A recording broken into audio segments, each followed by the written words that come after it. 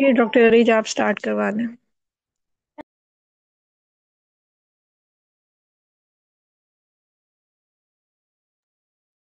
अस्सलाम वालेकुम। First of all कैसे हैं आप सब लोग।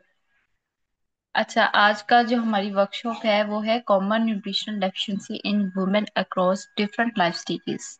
लाइक न्यूट्रिशन का तो सबको ही पता होगा अब, लेकिन चूंकि वुमेन्स के अंदर ये चीज़ बहुत कम है, उनको कुछ चीज़ों का इल्म नहीं है कि कौन कौन सी न्यूट्रिशन डेफिशिएंसी से हमारे अंदर क्या क्या चीज़ें मतलब कि ये हो सकती हैं और कौन सी वजह से क्या कुछ हो सकता है। ठीक है, इससे पहले मैं अपनी जो है एकेडमी उसको थोड़ा सा इंट्रो करवाना चाहूंगी। हमारी जो एकेडमी है वो यूके से सर्टिफाइड है, नेशनल एकेडमी जो है ये, और साथ ये लिंक है ऑप्टिमम न्यूट्रिएंट फिट एकेडमी के साथ। और ये हमारी तकरीबन काफ़ी चल रही है और अल्हम्दुलिल्लाह बहुत अच्छे रिजल्ट्स है इसके। हम ऑनलाइन कंसल्टेशंस भी प्रोवाइड करते हैं, उसके अलावा इंटर्नशिप्स वगैरह भी करवाते हैं। और जो मेरा इंट्रो है वो ये है कि मैं एक्सपर्ट हूँ, मैं एक क्लिनिकल डाइटिशियन हूँ जो कि एक्सपर्टिश में जो है वो पीसीओएस के अंदर है, कैंसर कंसल्टेशन के अंदर है। और इसके अलावा मैंने अचीव किया है सिल्वर स्टेटस माल न्यूट्रिशन प्रोजेक्ट के अंदर। ये एक पार्क कोरिया का प्रोजेक्ट था, उसके अंदर मैंने ये अचीव किया था। और रिसेंटली मैंने अपनी एक प्रोडक्ट लॉन्च की है, उसका नाम है ट्राई वाइटल कोर। ये ट्राई वाइटल कोर इसलिए नेम रखा है बिकॉज ये इम्यून के लिए भी जरूरी है, बोन्स के लिए भी और एनर्जी के लिए भी, जो कि हर एज के ग्रुप्स के लिए बहुत अच्छी अमेजिंग रिजल्ट्स इसके हैं।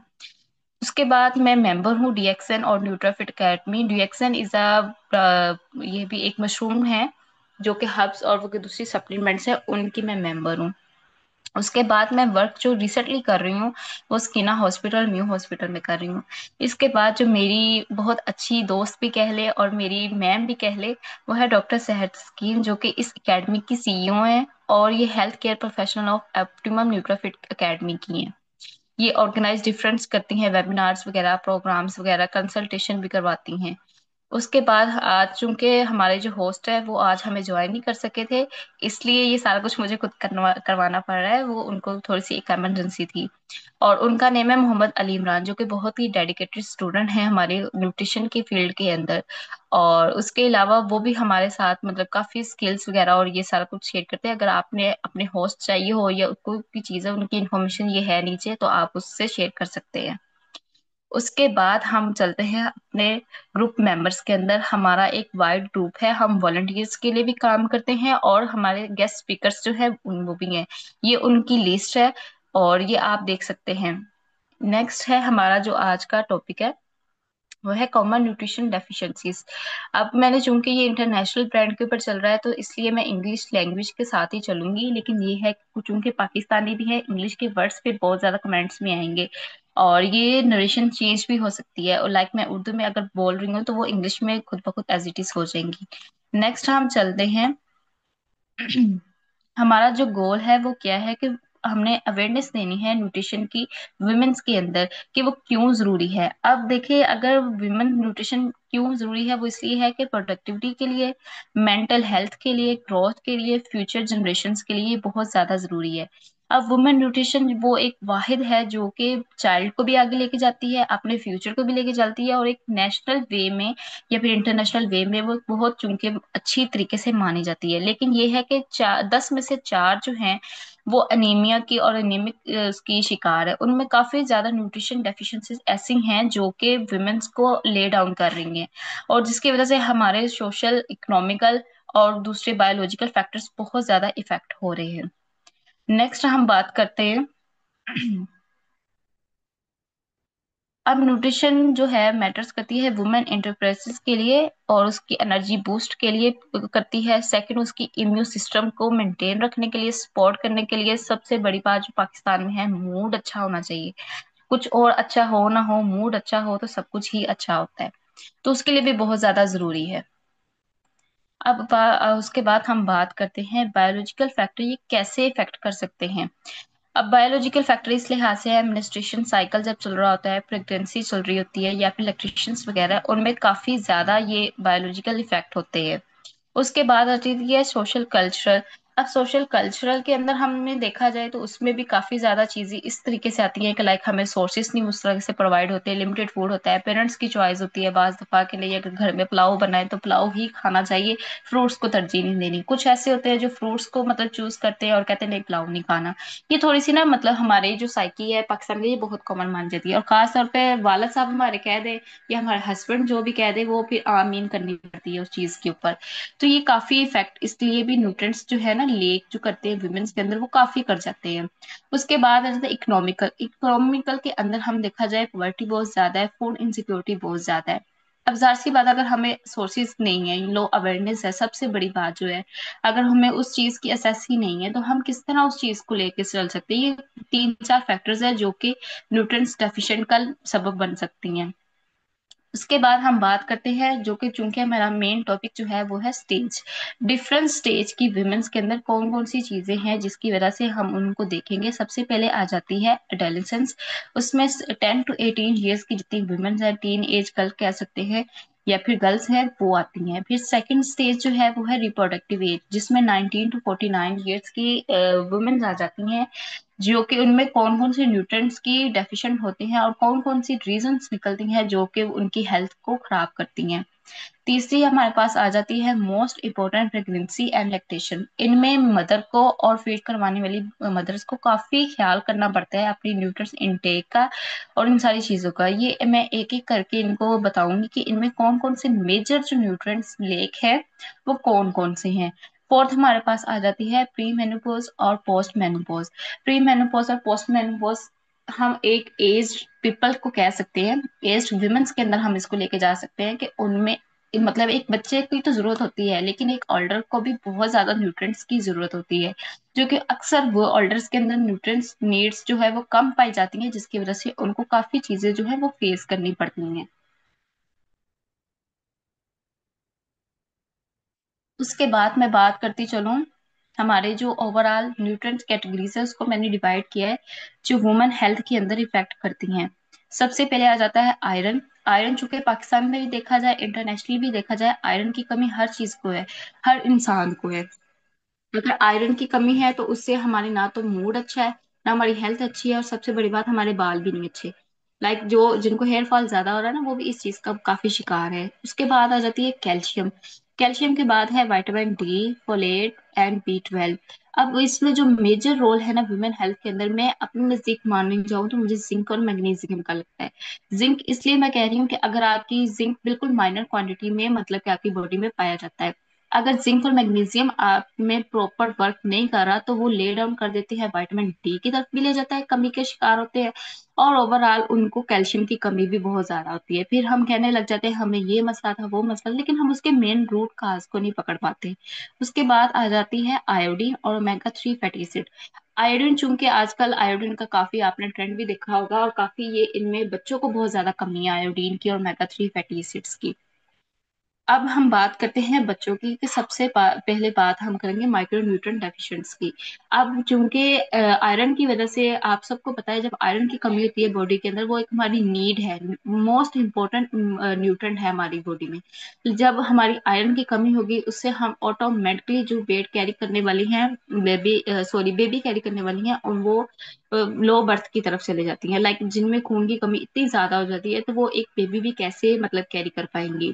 और जो मदर्स एनीमिक होती हैं, लाइक वो जो बेबी अगर उनका वो हो भी जाता है तो वो भी आगे से शिकार होता है, उससे फिर लो बर्थ वेट भी हो जाता है, प्री मेच्योर बर्थ भी होती है, और बाज दफा फिर डेवलपमेंट में बहुत ज्यादा मसले आ रहे होते हैं। तो इसलिए अपना आयरन के लेवल को एटलीस्ट पूरा रखना चाहिए।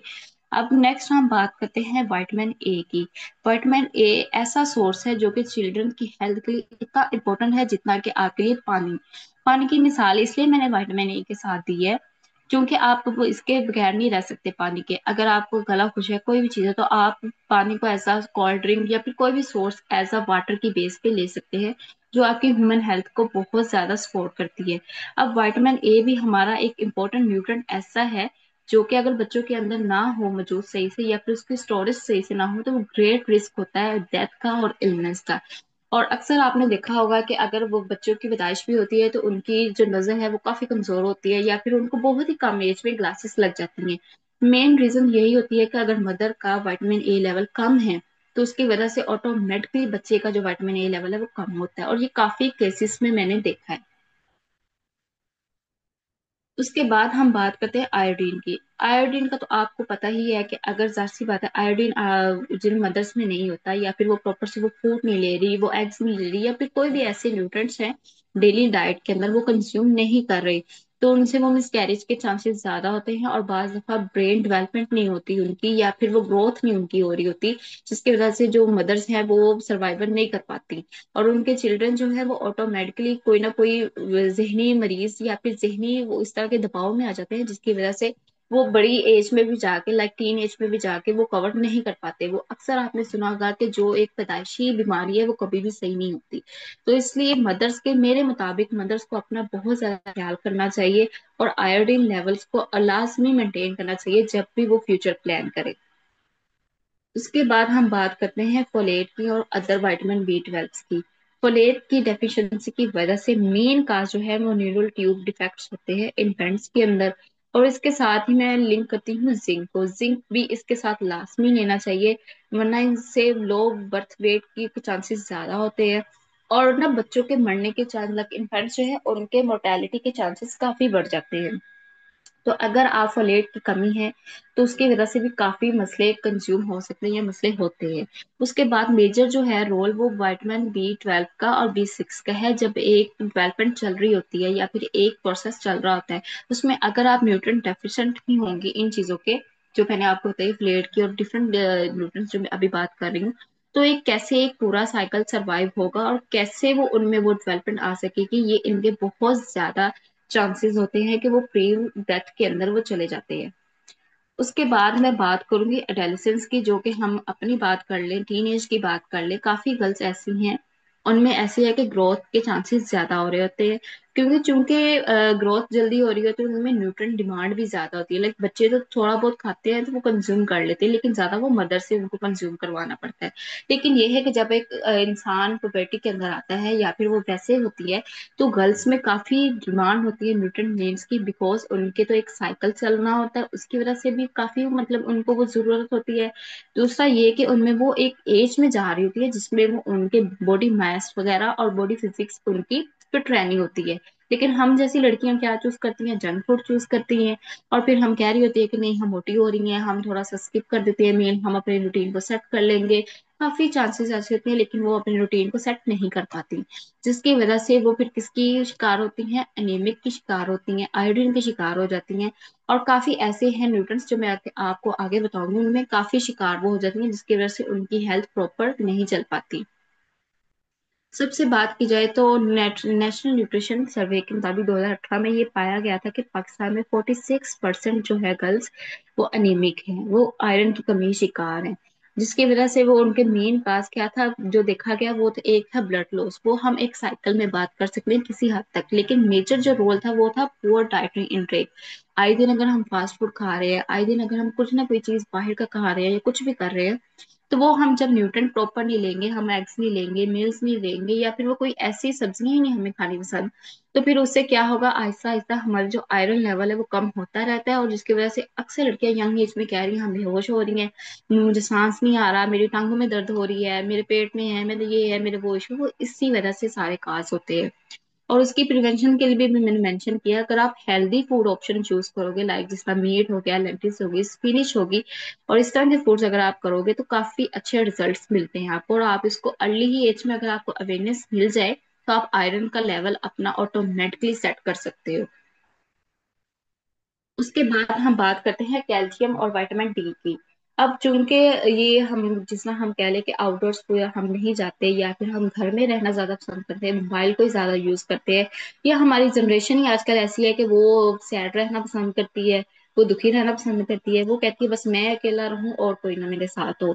ये इन चीजों का जो शिकार होती हैं लड़कियां, या फिर वैसे जो पे घर में रहती हैं, या फिर जो ज्यादा ऑफिस वर्क केबल है, उनमें कैल्शियम और विटामिन डी की कमी ज्यादा पाई जाती है। वो किस लिए पाई जाती है, क्योंकि एक तो चूंकि उनका वो फूड नहीं वो उस तरह से ले रही, एक उनका सन के अंदर एक्सपायर नहीं हो रहा, लाइक उनकी वो डिमांड नहीं पूरी हो रही जो वो बॉडी मांग रहा है। जिसकी वजह से हमें कैल्शियम और विटामिन डी हमें लेना चाहिए। वो इसलिए क्योंकि ये हमारी ये बोन्स को बहुत अच्छा फिट रखता है, हमारी टीथ डेवलपमेंट है उसको बहुत अच्छा रखता है, लाइक येलो दांत नहीं होते या फिर वो जिस तरह गम्स वगैरह और ब्लीडिंग वगैरह होती है टूथ के अंदर, वो नहीं होती। और सबसे मेन का जो है वो कैल्शियम के अब्जॉर्प्शन के लिए हमें इसको जरूरी होता है। लेकिन अगर देखा जाए तो 70% पाकिस्तान में गर्ल्स जो है वो विटामिन डी की डेफिशिएंट है। वो इस वजह से, क्योंकि आपको मैंने पहले रीजन बता दिया है कि वो अपने आप को बाहर एक्सपोजर नहीं करवाती, या फिर घर में मसरूफ रहती हैं, कोई काम करती हैं, कुछ भी करती है, वो इतना इनटेक नहीं अपने अंदर करती जितनी विटामिन डी की नीड होती है। अब विटामिन डी के सिम्टम्स यहाँ पे मैंने मेंशन किए हैं, वो आप देख सकते हैं, और कैल्शियम के भी मैंने मेंशन किए हैं, वो आप देख सकते हैं। उसके बाद मैं बात करूंगी फोलेट की और जिंक नीड की। क्यों फोलेट जरूरी है? एक तो ये सेल डिवीजन, हमारा जो माइंड है, अगर वही मैंने आपको पहले बात की है, अगर हमारा मूड फ्रेश है, अगर हमारा माइंड स्टेबल है, तो हर चीज हमें अच्छी लगेगी। अगर उसके अल्टरनेट, अगर मेरा माइंड ही खराब है, मेरा मूड ही स्विच है, तो मैं हर चीज को सही होने के बावजूद कहूंगी नहीं ये गलत है, झगड़ालू बन जाऊंगी या फिर उस तरह की चीज करूंगी, काम नहीं मैं रहूंगी। तो इसके लिए फोलेट बहुत ज्यादा जरूरी है, बिकॉज ये सेल डिवीजन करवाती है और ये डीएनए सिंथेसिस के लिए बहुत जरूरी है। लाइक अगर कोई टीन एज उसकी फ्यूचर प्लान कर रही है या फ्यूचर जनरेशन के लिए जा रही है, उसके लिए बहुत ज्यादा इंपॉर्टेंट है कि वो अभी से फोलिक एसिड, फोलेट, इन चीजों का इस्तेमाल करे, ताकि वो बाद में आने वाली जो मिसकैरेज है या बाद में आने वाली जो भी जितनी भी वो है डिजीज वगैरह, उनसे वो बच सके। और जिंक इसलिए जरूरी है बिकॉज एक तो इम्यून फंक्शन आपका प्रॉपर फिट रहता है। आजकल आपने काफी मार्केट में देखा होगा, पंपकिन सीड हो गए, फ्लैक्स सीड हो गए, वो इस तरह की चीजें हैं जो कि बहुत ज्यादा इंपॉर्टेंट है। वो इसलिए इन हो रहा है बिकॉज हमारी पाकिस्तानी अवाम को नहीं पता हमने क्या खाना है, कैसे खाना है, क्यों खाना है। अगर आप क्या से पहले क्यों का क्वेश्चन अपने माइंड में रखेंगे ना, तो आपको ऑटोमेटिकली पता चलेगा कि क्यों, मुझे ये क्यों खाना है। वो इसलिए खाना है क्योंकि मेरी बॉडी की नीड है। नीड इसलिए है बिकॉज कि हमें इससे हम अच्छा मूड होगा, अच्छी हमारी डेवलपमेंट होगी, और अच्छे तरीके से हम प्रॉपर वर्क करेंगे। वरना वो माइंड कहती है ना, एक पानी का गिलास लेने गई हो और गिर गई हो, वो क्यों गिर जाती है? उनमें ये डेफिशिएंसीज होती हैं, कुछ वो प्रॉब्लम्स ऐसी वो सुना रही होती हैं कि हमें ये नहीं करना, वो नहीं करना, लेकिन अल्टरनेट उनकी जो माएँ होती हैं वो इस एज में बहुत फिट रहती थी। वो सीढ़ियां भी चढ़ रही होती हैं, वो उतर भी रही होती है, कपड़े भी धो रही होती है, हर काम इवन के मदर्स करती हैं। तो वो यही वजह है बिकॉज वो घर का खाती थी, वो घर को सपोर्ट ज्यादा करती थी, होममेड को ज्यादा सपोर्ट करती थी, ना कि इसकी बजाय जंक फूड को। जंक फूड तब भी लाया जा सकता था, जंक फूड तब भी होता था, लेकिन वो प्रेफर नहीं करती थी बिकॉज ऑयली होती थी, और उनमें काफी चीजें ऐसी हैं जो कि आपके न्यूट्रिएंट बेस जो है उसकी डाइट को वो आपको बिल्कुल तहस नहस कर देती हैं।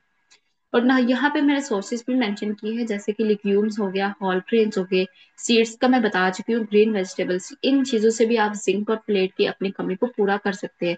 और ये ऐसी चीजें हैं जो कि हर घर में पाई जाती हैं। डेली सब्जी अगर किसी के घर में बनती है, चिकन बनता है, कोई भी चीज बनती है, कोई वेजिटेरियन है, नॉन वेजिटेरियन, तो भी इन चीजों को यूज करके इजीली अपनी जो डेवलपमेंट है उसको बेहतर कर सकता है।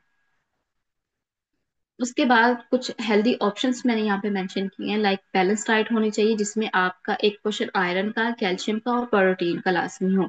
जो लड़कियां कहती हैं हम दूध नहीं पीती हैं, कैल्शियम का हम सोर्स नहीं ले सकती, तो वो मोरिंगा ले सकती हैं, अश्वगंधा ले सकती हैं, और भी काफी ऐसे सोर्सेज हैं जिससे आप वो ले सकती हैं। अब वो बहाना नहीं रहा कि कैल्शियम नहीं हमने लेना या दूध नहीं हमने पीना तो हमें कैल्शियम नहीं मिली। आप उसके अल्टरनेट सोर्सेज को सर्च करो, चैट जीपीटी है, गूगल है, हर चीज पे आप सर्च कर सकते हो। नहीं आपको मिल रहा तो मेरे पास आ जाओ, कॉन्टैक्ट नंबर मैंने मेंशन किया है, तो मैं आपको प्रॉपर गाइड करूंगी। ये चीजें हैं और ऐसी चीजें आप इसको प्रॉपर ले सकते हो। उसके बाद सबसे मेन रीजन है, अगर टीन एज है, जिस तरह आपको मैंने मेंशन किया है 19 to 49, इसके अंदर आप अपना जंक फूड स्किप कर दे, जंक फूड को देखे ही ना। आप घर का खाएं, घर की एक्टिविटीज में इन्वॉल्व हो, बाहर की एक्टिविटीज में इन्वॉल्व हो, तो आपको कोई इस तरह के मसले नहीं बनते। और उसके बाद अब मेरे ख्याल से आपको ज्यादा अवेयरनेस प्रोग्राम्स को ज्वाइन करना चाहिए, जिसमें आपको हर एक चीज का पता चले और एक प्रॉपर वे में पता चले। उसके बाद मैं बात करती हूँ रिप्रोडक्टिव एज। रिप्रोडक्टिव एज ऐसी एज जिसमें एक तो साइकिल चल रहा होता है, उसमें ये एक ऐसी एज है जिसमें अब बास लोगों की शादी भी हो जाती है, 30s में हो जाती है, 20s में हो जाती है, पर उनको नेक्स्ट जनरेशन का मतलब के लेके चलना होता है। फ्यूचर जनरेशन के लिए भी हमारे लिए बहुत ज्यादा जरूरी है। अब वुमेन फेस जो करती है वो ज्यादा यही करती है कि न्यूट्रिएंट्स जो है लॉस होते हैं मेनिस्ट्रेशन के अंदर। और बाज दफा वेट कंट्रोल डाइट्स की वजह से भी हो रहा होता है, लाइक हम अपना वेट को बहुत ज्यादा इन चीजों में ले जाते हैं कि नहीं हमें हमारा वेट मेंटेन रहना चाहिए, ये हो वो हो, इन चीजों की है। और उसके बाद हमारी जो मेजर डेफिशिएंट जो होते हैं हम आयरन के होते हैं, फोलेट के होते हैं, विटामिन डी, मैग्नीशियम और जिंक। ये रिप्रोडक्टिव एज के अंदर होते हैं। और इसमें हम देखा जाए तो इसमें काफी ज्यादा जहाँ पे मैंने वैल्यूज भी मेंशन की हुई हैं, जो कि हमारी एक डेली की रूटीन है जिसमें हमें इतना इनटेक करना है, आयरन इतना होना चाहिए, फोलेट इतना होना चाहिए। उसके बाद हम बात करते हैं आयरन और फोलेट डेफिशिएंटी की। डेफिशिएंट की आयरन जो है वो एनीमिया काज करता है, जो कि मोस्ट कॉमन है, ठीक है। और फोलेट जो है वो रिस्क मैंने आपको पहले उसका बताया है कि उसमें काफी ज्यादा सिम्टम्स होते हैं, टीनेज गर्ल्स में फटीग होगी, वीकनेस होगी, पेल स्किन कॉमन होती है। अब आयरन और फोलेट अगर नहीं मिलता तो हमारी जो ब्लड सर्कुलेशन है वो प्रॉपर नहीं होती, हमारी शॉर्टनेस ऑफ ब्रेथ होती है, हम 3-4 सीढ़ियां चढ़ते हैं, हमारा ऑक्सीजन लेवल इतना कम हो जाता है कि हमारी बॉडी बियर ही नहीं कर पाती। इसलिए इसका जो अच्छा सोर्स है वो लीवर, स्पिनिश और सिट्रस फ्रूट्स वगैरह है। अगर हम इसको यूज करें तो हम इसको अच्छे तरीके से लेके चल सकते हैं। आज का जो हमारा टॉपिक था वो यहीं तक मैं करती हूँ, बिकॉज जो सेकंड डे है वो वर्कशॉप, उसमें आपको मैं बाकी चीजें बताऊंगी कि रिप्रोडक्टिव एज जो है उसके साथ साथ क्या क्या चीजें और लेनी चाहिए और कैसे लेनी चाहिए। तो अगर आपका कोई भी क्वेश्चन है, क्यूरीज है, तो आप मुझे मेंशन कर सकते हैं, उसका मैं आंसर आपको इजीली दूंगी।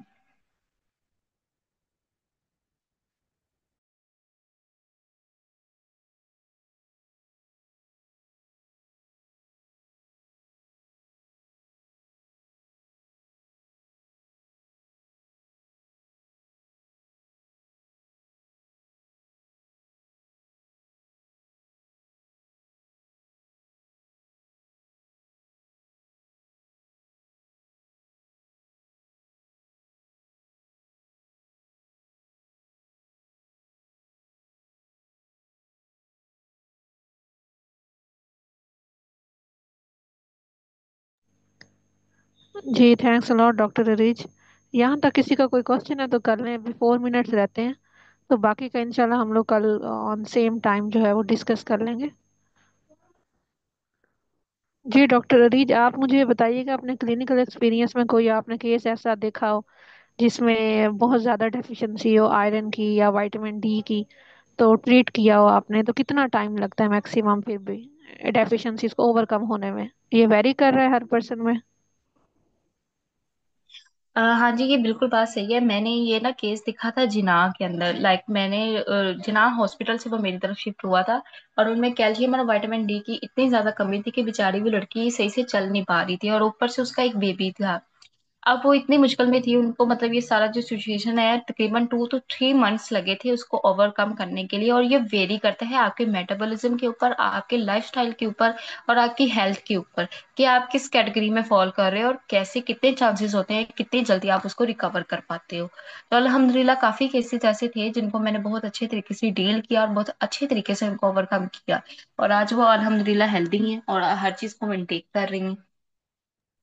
जी परफेक्ट हो गया, बिल्कुल ऐसा ही है। बेसिकली हमारे बॉडी के हर ऑर्गन को न्यूट्रिएंट्स की नीड है, मैक्रो न्यूट्रिएंट्स की भी, माइक्रो न्यूट्रिएंट्स की भी। तो आप कहीं पे ऑफलाइन सर्विसेज प्रोवाइड कर रही हैं तो आप हमें बता सकती हैं, ताकि जो हमारी एकेडमी के थ्रू क्लाइंट्स या स्टूडेंट्स जो हैं वो आपको रीच आउट कर सकते हैं फॉर इंटर्नशिप्स, फॉर काउंसलिंग या कंसल्टेशंस। हाँ जी, मैं इधर मियो हॉस्पिटल होती हूँ, और सेकंड मैं इधर स्किना हॉस्पिटल है वहां पे होती हूँ। आप मेरे से राब्ता कर सकते हैं, कॉन्टैक्ट नंबर ले सकते हैं। तो इजीली आप एकेडमी के थ्रू आ सकते हैं, या फिर किसी ने इंटर्नशिप करनी है, कोई भी चीज़ है तो मैं अवेलेबल हूँ इस चीज़ के लिए। और हमारा प्रॉपर एक बैच के थ्रू हम चलते हैं, जिसमें क्लिनिकल सेटअप्स भी होते हैं, उनमें रोटेशंस भी होती है, और इवन के हम आईवी वगैरह जो है उनका भी काफी मतलब हम उनको इंटर्नशिप्स के अंदर ही सिखाते हैं। जो इंटरनल और दूसरी पेरेंटल फीडिंग के ऊपर होते हैं वो भी हम डिस्कस करते हैं सारा। तो कोई अगर किसी ने करनी है या कोई मेरे थ्रू थ्रू आना चाहता है तो मुझसे रब्ता कर सकता है। जी ठीक है, thanks thanks a lot doctor Areej. चलें ठीक है, हम इंशाल्लाह वाइंड अप करते हैं। आई थिंक सो किसी का कोई क्वेश्चन नहीं है, मैं ही क्वेश्चंस कर रही हूँ। सही है। तो बाकी इंशाल्लाह फिर हम कल देखते हैं। ओके फिर, अल्लाह हाफिज, टेक केयर।